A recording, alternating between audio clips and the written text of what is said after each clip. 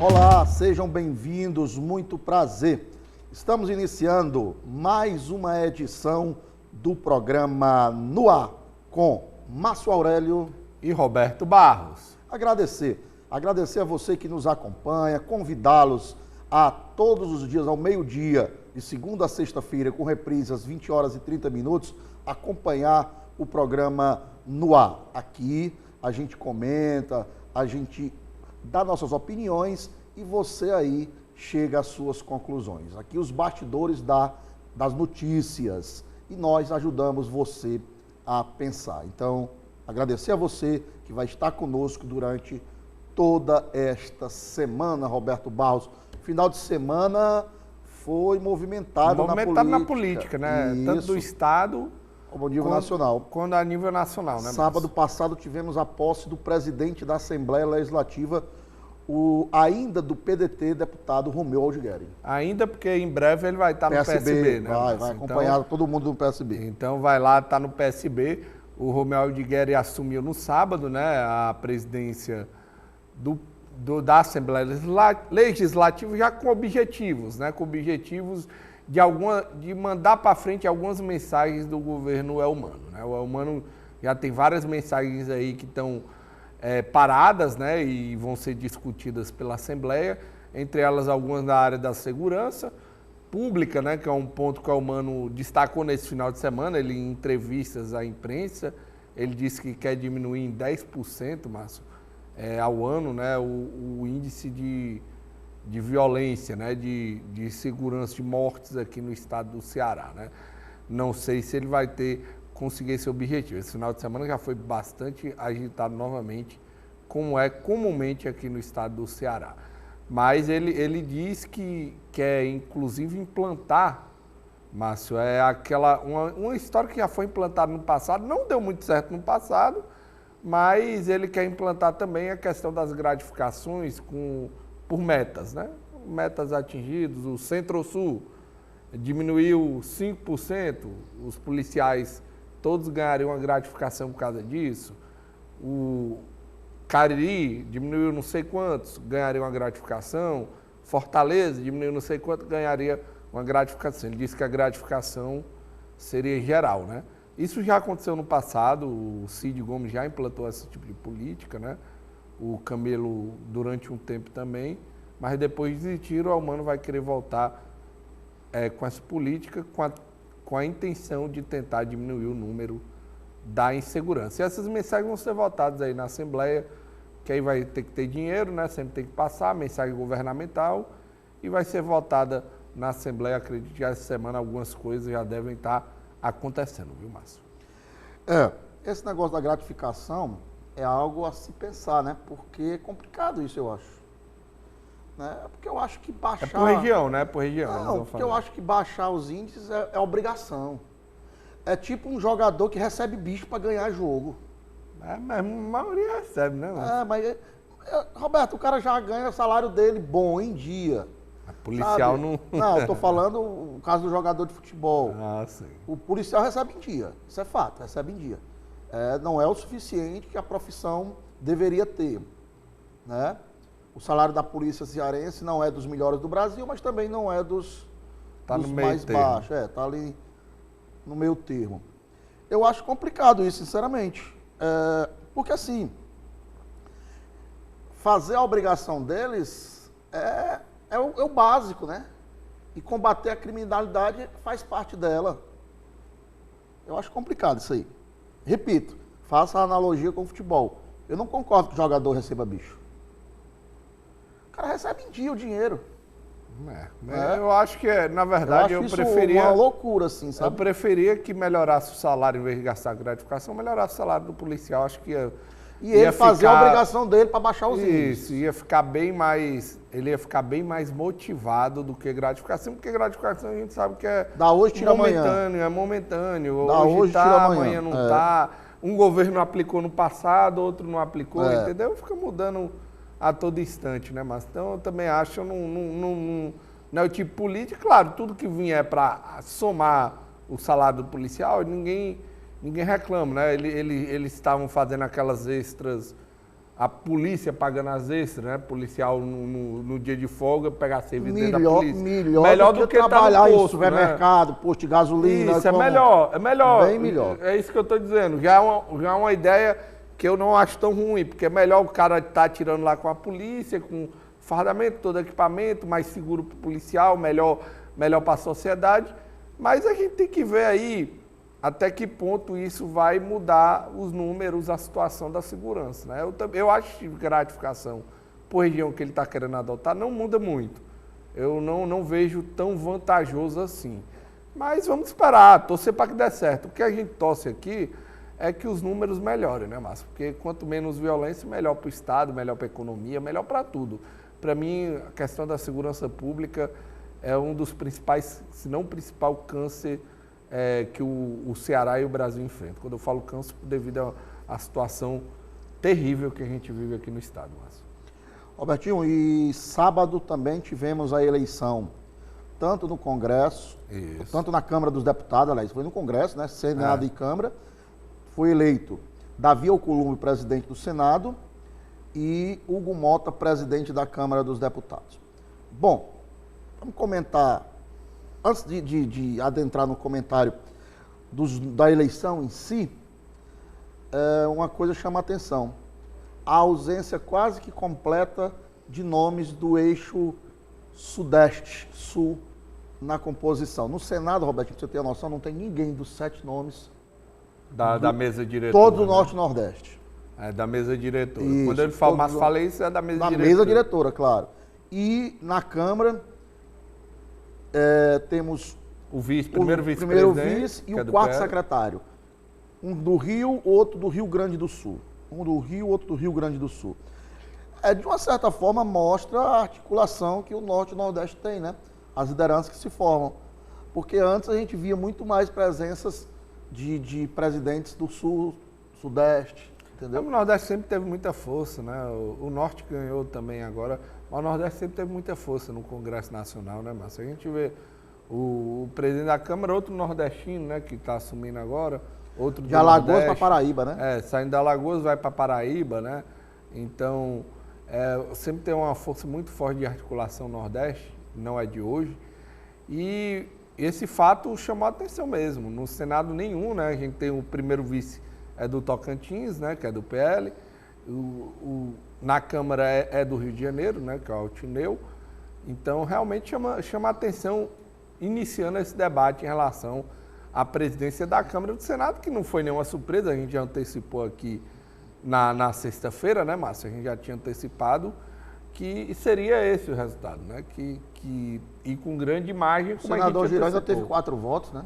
O senador Girão teve 4 votos, o senador Astronauta teve 4 também. 4 votos. Os dois, se juntassem, formariam 8, né, votos. E foi mais ou menos o que a gente esperava, né? Na Câmara, o Hugo Mota teve a segunda maior votação, só perdeu o Arthur Lira. O Arthur Lira teve 469, dessa vez 444. O Hugo Mota teve 444. Foi a candidatura do Van Hatten que eu lhe falei. Os 31 votos. E o do PSOL tirou também 21. Mais do que a bancada. Então, o que é que eu acredito? Na Câmara dos Deputados, Hugo Mota 444, tinha mais 2 candidatos. Marcelo Van Hatten, do Novo, lembrando que o Novo só tem 5 deputados, ou 6? 5 deputados. Pronto. Os outros 26 votos, com certeza, foi a direita mais raiz, que não concordava em votar, inclusive dizendo que o Bolsonaro andou criticando os seus colegas de partido. Isso. Acredita esses votos ao Eduardo falou isso. Do mesmo jeito vale para os votos do pastor do PSOL. Os votos dele é mais da esquerda raiz, que não queria votar no Mota, não depende do governo para se eleger. Tem muita gente que não depende do governo para se eleger. Tem vários deputados, a gente sabe que tem vários deputados. E do mesmo jeito também que tem deputados que não dependem da direita, que dependem do Bolsonaro para se eleger. Né? Então, acho que é mais ou menos esse público aí. Os da direita, tem alguns, por exemplo, eu pego o Kim Kataguiri, não depende do Bolsonaro para ser eleito, ele é de um grupo que é de fora, mas tem vários aí que votou, por exemplo. Eu gosto de usar um exemplo, o deputado federal que eu vi que votou no Van Hatten, né? O deputado federal Luiz Lima, lá do Rio. Cara, o voto é secreto, né? Ele falou, é isso que eu estou dizendo, ele falou. Ele foi na esteira do Bolsonaro, entendeu? Então, Teve casos de cara que dependeram do Bolsonaro para ser eleito e que votaram ainda assim, né? Não acompanharam, né? O Nicolas não, o Nicolas admitiu que votou no Hugo Mota, né? Então, esse é um ponto que eu quero debater também aqui quando a gente entrar, Márcio, nesse ponto aí, que eu quero debater em relação também às situações, né? Esses acordos, o que foi feito, porque eu na sexta-feira falei, eu não critico nenhuma das duas escolhas. Tanto o acordo que o PL fez com o Davi e com o Hugo Mota, né, com o grupo aí, quanto as candidaturas independentes. Tanto o governo, como os líderes do governo, como os líderes da oposição, eles agiram da mesma forma, foram bem pragmáticos. Exato. Não pode criticar um, não pode criticar o outro.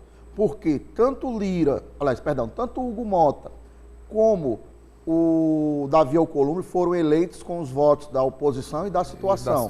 Não representavam nenhum dos lados. Inclusive, eu acho até, Roberto, assim, eles vão ficar muitas vezes entre a cruz e a espada para pautar coisas que interessem à oposição sem machucar o governo e vice-versa. Exato. Né? Vai ser um trabalho difícil. O Hugo Mota mesmo, ontem já falou, Márcio, em entrevista, que vai querer discutir a questão da anistia.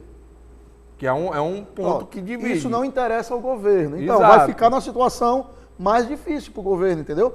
Do mesmo jeito do Davi Alcolumbre. O Davi Alcolumbre vai pautar o impeachment dos ministros? Não vai. Isso aí eu não tenho dúvida.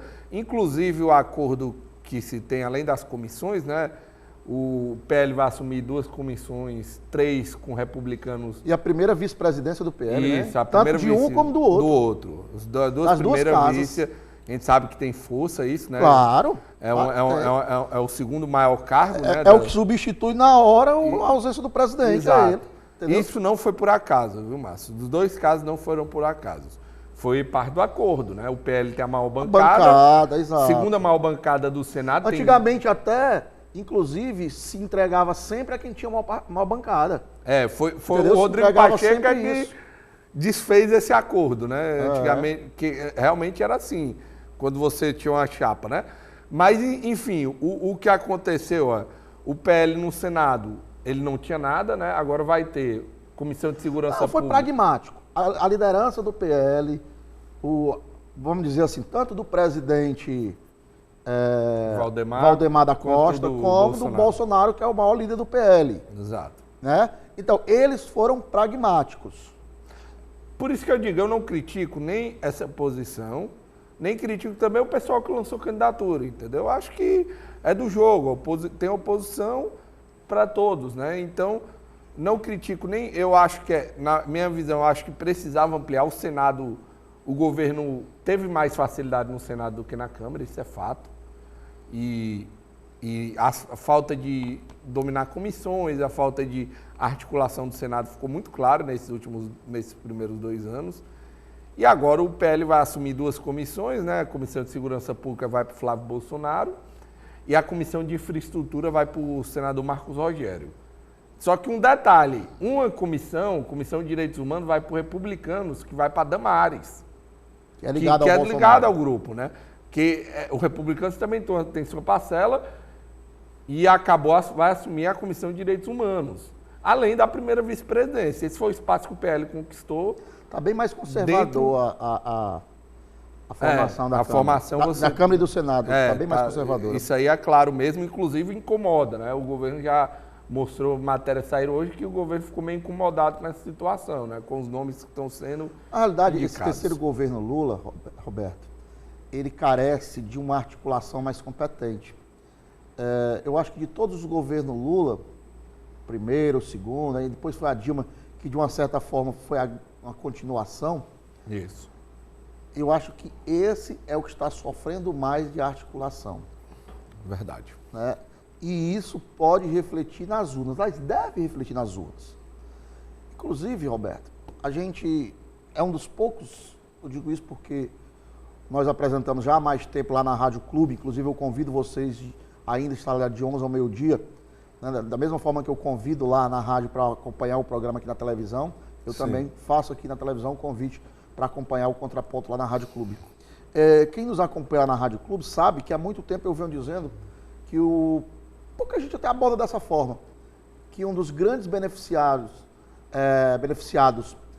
do boom, digamos assim, que foi a eleição do presidente Lula, principalmente aqui no Ceará, aquele crescimento mesmo, porque assim, a gente sabia que o Lula ia ganhar aqui no estado, não sabia que ia ser daquela porrada tão grande, né?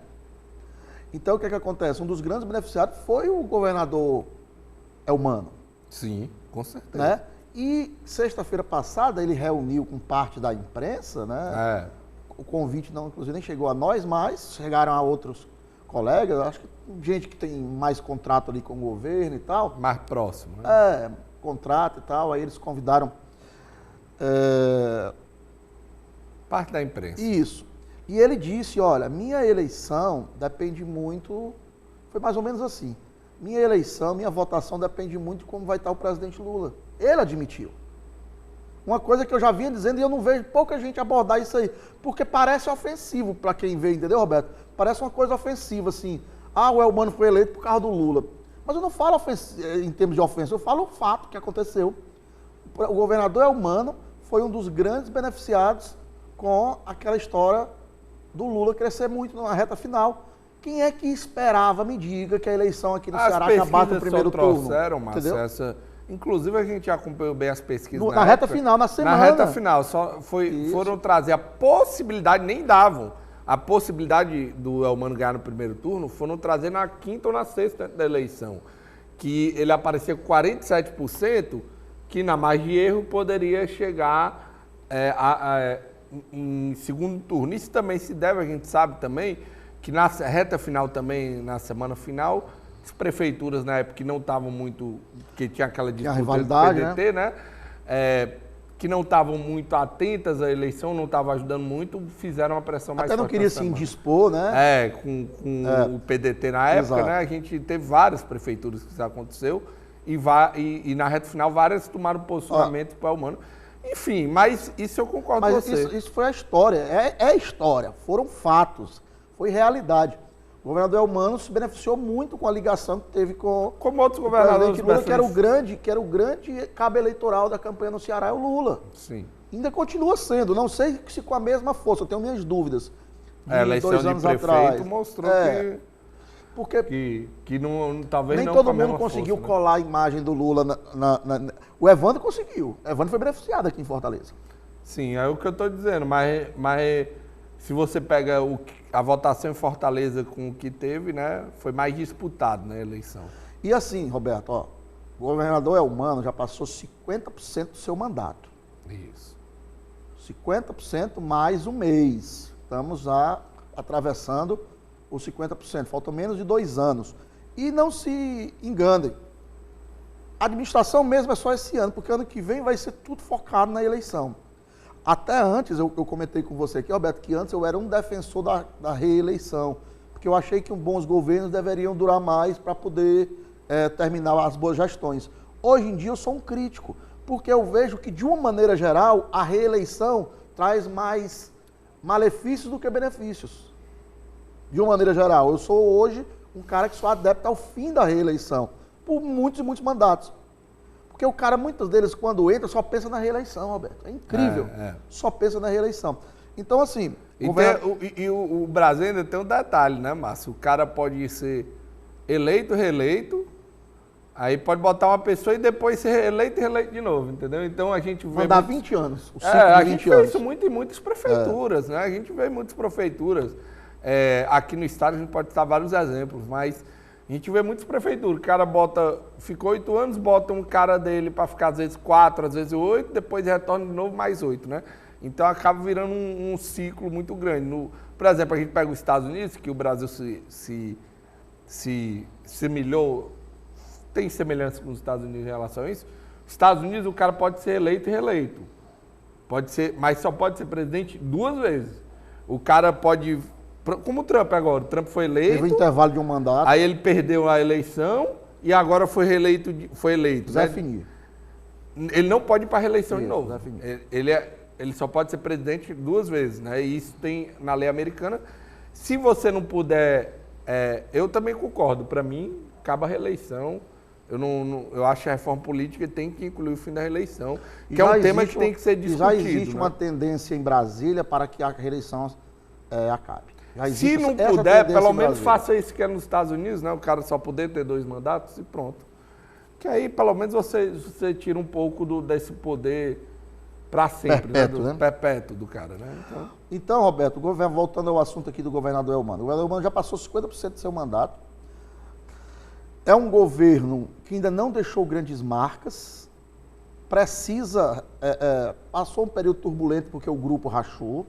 Isso. Né? É um governo que divide poderes, tem indicações dentro do governo do senador Cid, tem indicações do ministro Camilo. PSD, republicano. PSD tem sua parcela, né? Aí os defensores vão dizer que não, isso aí é normal porque é uma gestão compartilhada, porque é uma gestão que teve muito... Beleza, tranquilo. Mas tem cargos chaves da gestão que o Eumano não colocou seu DNA. Foi colocar o DNA agora, por exemplo, no Detran, ele colocou o DNA dele com o Catanho lá. Na Secretaria de Obras, colocou o DNA dele recentemente, uns 6 meses para cá. Mas no início da gestão, não eram pessoas de 100% Eumano, eram pessoas que já vinham na gestão. Não, e outras que Camilo, entraram agora do são do Cid. Camilo, do Cid, do Domingo. O próprio Domingos é secretário, né? Então a gente tem isso aí acontecendo, né, Márcio? Então, assim, vamos aguardar que esse ano o governador Eumano, a gente sabe que a situação dele eleitoral é mais tranquila, porque a oposição, eu repito, está dividida. A oposição não fala a mesma língua faz tempo. Você tira o André, que deu uma pausa total na política partidária, pelo menos nas suas redes sociais, que é o grande instrumento dele. Né? O grande instrumento dele é as redes sociais dele. Você vê hoje o Wagner falando ali sozinho ao lado do deputado que é ligado a ele, ao lado do vereador que é ligado a ele, que é o Reginaldo e o Noélio. Você vê um grande expoente da oposição, que é o prefeito de Maracanã, o Roberto Pessoa, simplesmente não é mais oposição, porque a oposição que ele fazia, ele era bem claro. Era os Ferreira Gomes. Com o Eumano, pelo contrário, ele tem uma boa relação. Né? A prova é tanto que o PT de Maracanã apoiou Não, e apoia há muito tempo, né? Apoiou. Mas agora eles iam tem ter vice, candidatura, né? Eles iam ter candidatura. Mas agora tem vice, Tem o né? vice, mas o vice é mais Roberto Pessoa do que petista, eu né? sei. Ele não é um petista histórico. É aquela história, né? Tem vários petistas aqui no Ceará, o próprio Evandro Leitão não é um petista. Pois sabe disso. E o Roberto Pessoa conseguiu uma coisa que foi anular o seu principal adversário. Quem agradece, sabe quem foi que agradeceu? Foi o pessoal do PL. Quem cresceu em Maracanãú, tudo bem que o grande vencedor é o Roberto Pessoa, mas nós não podemos descartar que o PL foi, através da doutora Silvana, foi um grande vencedor da política de Maracanãú. Ela foi bem porque votada. ela não é de lá, não fazia política lá e tirou um monte de votos, que é aquele voto do protesto, que é contra a gestão, porque todo canto tem. Exato. Ou pouco ou muito, mas tem. Ela tirou uma votação expressiva. Tirou mais do que o Lucinildo, que é de lá a vida toda, Exato. tem ali, mandato de deputado. Ali também juntou a questão do bolsonarismo, né? Claro. Juntou a questão do bolsonarismo, ela ligou muito a... Então, assim, ela teve um handicap bom para a eleição dela para deputado estadual. E do marido dela para federal, né? Mas o handicap é dela, né? Porque a candidatura foi dela, né? Mas a gente sabe que eles sempre fazem a dobradinha, né? Então acaba ajudando. E na época eu falei, né? Mas que a candidatura também dela foi muito por causa disso também, para ganhar capital político em Maracanãú, né? Então, acabou que ela foi exitosa nesse sentido, né? Em relação a isso mesmo, a oposição, que você diz, está dividida. Você esqueceu de citar o Roberto Cláudio também, que de vez em quando solta algumas críticas. É porque para mim ainda é muito novo o Roberto Cláudio ser oposição, aí eu esqueço. Mas ele de vez em quando solta um vídeo, critica. E ele está patrocinando muitas coisas nas redes sociais, viu, Roberto? Eu vejo muitas postagens dele nas redes sociais. Ele solta um vídeo criticando alguma coisa. Mas então... é porque eu repito, é porque para mim é muito difícil ainda ver o Roberto Cláudio como crítico desse modelo político que ele defendeu e que ele se beneficiou durante muito tempo, né? Foi prefeito por esse grupo político que está aí, né? Isso. Apesar de que em Fortaleza sempre foi rival do PT, né? Isso. Sempre foi rival mas era outro PT, né? Que mudou. Que é o PT que assumiu, é diferente do PT que era rival dele. Nas pessoas, mas não deixa de ser PT, a própria Luziane não tem espaço nenhum na gestão, né? Então, não deixa de ser PT, né? A Luziane não tinha... Porque ela era a figura de oposição dele. Ela foi preterida na disputa e hoje não é uma pessoa que tem parceria com a gestão de Fortaleza, não Exato. tem. A Luziane vai para a sua reeleição, vai para mais um mandato, falam que pode ter uma reviravolta, eu não ouvi dela isso. Dela sair do partido? Ir para o Senado. Ah. Sabe? Ela pode ir num evento, porque é o seguinte, falam que em 3 nomes para o governo do Estado, de apoio do governo para o Senado. Nós temos 2 vagas. Falam no Eunício Oliveira, falam no Chiquinho Feitosa e falam no Guimarães. Então, MDB, Republicanos e PT. Bom, eu particularmente acho que a oposição tem grandes chances de eleger um senador. Porque esses votos não são casados. Acho que o governo faz um, com certeza. Né? Isso aí eu não tenho E outra dúvida. coisa, e não são nomes imbatíveis esses 3. Exato. Né? Diferente se o Cid for para a reeleição, se o Cid é um nome mais forte. Um nome muito forte. Isso. É o nome desse eu apostaria, eu apostaria, tendo quase certeza que eu iria ganhar o dinheiro da aposta. Exato. Com a reeleição dele. Agora, Eunício Oliveira, nem tanto. Chiquinho Feitosa, em termos eleitorais, faz tempo que não disputa uma eleição. Exato. Guimarães tem uma força muito grande, mas também tem uma rejeição. Ou seja, eu acharia que desses 3 aí, inclusive o Elmano disse, não, se eu anunciar, eu tenho meus pretendentes, mas se eu anunciar agora vai haver o rompimento. Exato. Ele mesmo disse, vou romper. E é verdade. E a gente tem, entendeu? Em relação a isso, a oposição deve lançar também 2 candidatos ao Senado. Mas se não se unir, aí só beneficia o outro lado. Vão ter 2 candidatos ao Senado porque eles têm que botar porque são 2 votos. Eu estou falando se a oposição não se reunir. Eu já vi algumas falas de alguns membros de vários grupos aí, desses grupos aí, tanto do PL quanto do União, falando de união, né? De união que eu digo de se unirem em torno da oposição, né? Eles têm dúvida, eu vi um colega do PL dizer, União, a gente sabe quem é que vai para o lado da oposição e quem não vai, né? Eles têm dúvida se esse grupo do PDT realmente todo vai ficar na oposição. A gente já viu alguns... Tem uns que não sabem viver fora da sombra do governo, não. Exato. Porque eu costumo dizer, pessoal, que tem político que não sabe ser oposição. Independente do governo, o cara é eleito vereador, deputado, independente do governador, do prefeito que esteja de plantão, ele é da base. E já tem gente que é o contrário. Só para trazer um detalhe, ainda voltando um pouco o tema em relação à eleição do Senado, eu conversei com algumas pessoas, porque acabou que com essa escolha do Davi Alcolumbre, com esse posicionamento do PL, acabou que a gente teve muitas críticas dentro da própria direita em relação ao posicionamento que o PL tomou, né? Em relação a fazer essa articulação, né? Muitos queriam que tivesse um pragmatismo do PL. Foi o pragmatismo do PL. Muitos queriam que tivesse candidatura, mesmo que perdesse, porque ia perder, independente de quem lançasse, ia perder, porque o Rogério Marinho, que era o cara bem mais articulado, teve uma candidatura forte, foi bem votado, deu uma disputa, né, lá no Senado, coisa que dessa vez todo mundo tinha certeza que não teria uma disputa, entendeu? Porque o parte do União Brasil naquela vez apoiou o Rogério Marinho, entendeu? Dessa vez não, né? Então, existiu isso. Então, o que aconteceu, eu conversei com alguns colegas do entorno do presidente Bolsonaro, e além dessas situações que a gente trouxe, né, no programa das comissões, também vai ter, Márcio, eles creem que a eleição, por ser o Alcolumbre ser um candidato a Senado no próximo ano, podem ter mudanças em relação ao posicionamento em algumas pautas, questão da anistia, questões que interessam ao PL. Por quê? O Alcolumbre hoje tem uma disputa com outro cara que é base do governo muito forte, que é o Randolph. E lá se fala, lá no estado deles, que uma vaga é da oposição, uma vaga é da oposição e a outra vaga seria disputada entre o Alcolumbre e o Randolph. O grande não fica fora. Roberto, chegamos ao final de mais um programa. Até amanhã, né? Até amanhã, Márcio. Voltamos aí trazendo sempre vários assuntos. Um abraço a todos e até amanhã.